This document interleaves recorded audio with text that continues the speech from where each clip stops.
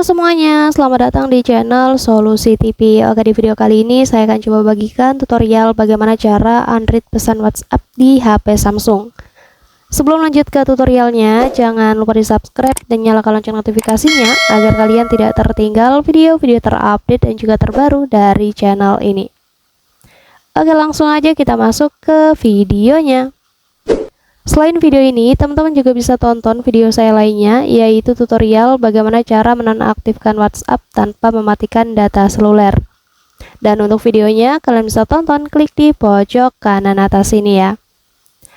Oke, jadi tampilan pesan WhatsApp yang sudah berhasil di Android.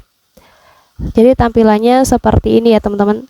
Nanti di bagian daftar percakapan ini, nanti di sebelahnya ini akan muncul tanda lingkaran hijau seperti ini.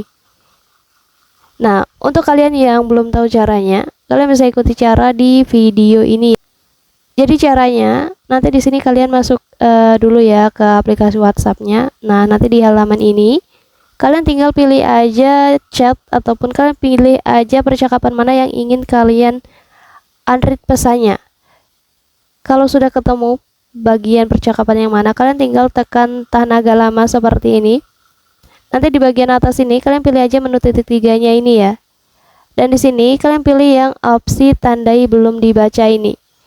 Dan di sini selesai, otomatis nanti akan muncul tanda lingkaran hijau seperti ini yang artinya kita sudah berhasil Android pesan WhatsApp di HP Samsung kita ini ya.